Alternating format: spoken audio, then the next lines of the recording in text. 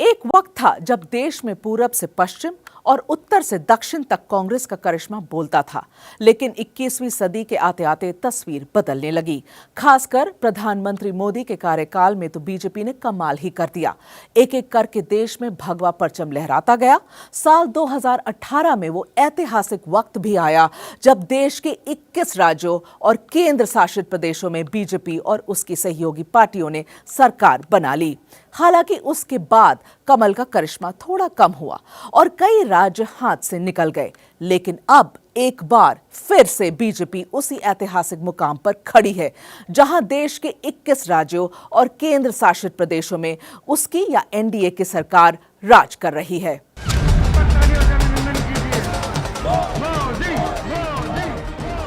सैकड़ों साल पहले आदि शंकराचार्य हो या आधुनिक काल में स्वामी विवेकानंद, हमारी संत परंपरा हमेशा एक भारत श्रेष्ठ भारत का उद्घोष करती रही। एक भारत श्रेष्ठ भारत, इसी सपने को लक्ष्य बनाकर पीएम मोदी चले थे और देश के राजनीतिक भूगोल पर इसकी हकीकत भी साफ साफ दिखने लगी है। बीजेपी की कामयाबी का ग्राफ बुलंदी पर पहुंच चुका है। दिल्ली विजय के साथ ही बीजेपी ने 7 साल पुराने अपने ही रिकॉर्ड की फिर से बराबरी कर ली है। भारत का नक्शा देखिए, कुछ एक राज्यों को छोड़ दें तो उत्तर से दक्षिण और पूरब से पश्चिम तक 21 राज्यों और केंद्र शासित प्रदेशों में बीजेपी और उसकी सहयोगी पार्टियों का सियासी पराक्रम उफान पर है। पहले उत्तर भारत पर नजर डालिए। दिल्ली के साथ उत्तर प्रदेश, उत्तराखंड और हरियाणा में बीजेपी की अपनी बहुमत की सरकार।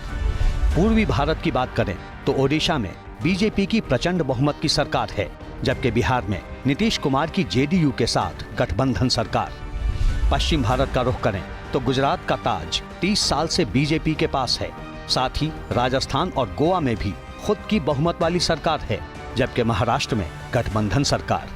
मध्य भारत में है मध्य प्रदेश और छत्तीसगढ़, दोनों राज्यों में बीजेपी की बहुमत वाली सरकारें हैं। दक्षिण भारत में स्थिति कमजोर जरूर है, पर आंध्र प्रदेश में बीजेपी की गठबंधन सरकार है और पुडुचेरी में बीजेपी खुद सत्ता में है। पूर्वोत्तर के राज्यों में तो बीजेपी का पराक्रम चरम पर है। सिर्फ मिजोरम को छोड़ दें तो पूरे पूर्वोत्तर में भगवा का जलवा है। असम, अरुणाचल प्रदेश, मणिपुर और त्रिपुरा में बीजेपी की खुद की सरकार है, जबकि सिक्किम, मेघालय और नागालैंड में गठबंधन सरकार। यानी देश के 15 राज्यों और केंद्र शासित प्रदेशों में बीजेपी खुद ड्राइविंग सीट पर है, जबकि 6 राज्यों में उसकी सहयोगी पार्टियां मुख्य भूमिका में हैं। इसमें कोई शक नहीं कि हर जीत, हर कामयाबी से मनोबल बढ़ता है। बीजेपी का जोश भी इस वक्त आसमान पर है, लेकिन राजनीति का इतिहास कभी टिकट नहीं रहता, बदलता ही रहता है। आने वाले वक्त भी प्रधानमंत्री मोदी और बीजेपी के लिए बहुत बड़ी कसौटी है। इस साल के अंत तक बिहार में विधानसभा चुनाव होगा। उसके बाद आने वाले सालों में पश्चिम बंगाल, उत्तर प्रदेश, गुजरात, कर्नाटक, मध्य प्रदेश और राजस्थान जैसे बड़े राज्यों में भी चुनाव होंगे। अगले 3 सालों में 21 राज्यों में चुनाव होंगे, जो मोदी सरकार के तीसरे कार्यकाल की बड़ी अग्नि परीक्षा होगी। सवाल है कि इस दौरान मोदी मैजिक कितना काम करेगा।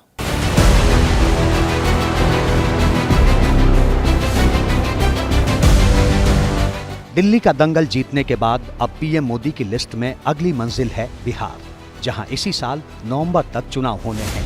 हालांकि बिहार में पहले से ही बीजेपी की गठबंधन सरकार है, पर लालू यादव की पार्टी आरजेडी की बढ़ती ताकत बड़ी चुनौती है। बिहार में विधानसभा की कुल 243 सीटें हैं। 2020 के चुनाव में आरजेडी ने 79 सीटें जीती थीं, जबकि बीजेपी को 78 सीटें मिली थीं। जेडीयू को 45 सीट, कांग्रेस को 19 सीट, लेफ्ट को 16 सीट और अन्य को 7 सीटें मिली थीं।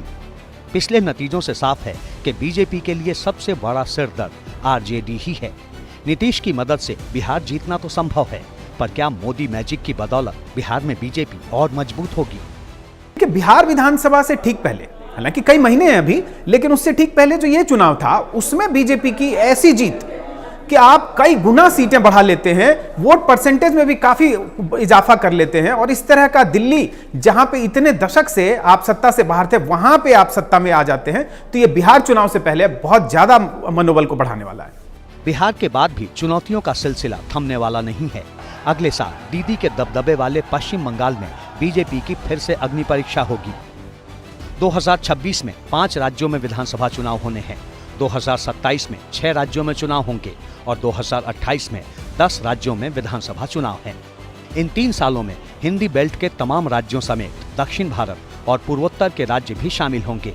इन सभी राज्यों में मोदी मैजिक कसौटी पर कुल मिलाकर कहें तो मोदी सरकार के लिए रास्ता काफी तय हो चुका है, लेकिन मंजिलें अभी और भी हैं और उन मंजिलों का हिसाब भी वक्त को ही करना है। बहरहाल आज की इस खास पेशकश में इतना ही। मुझे दीजिए इजाजत। पर देश और विदेश की बड़ी खबरों के लिए आप देखते रहिए एबीपी न्यूज। नमस्कार।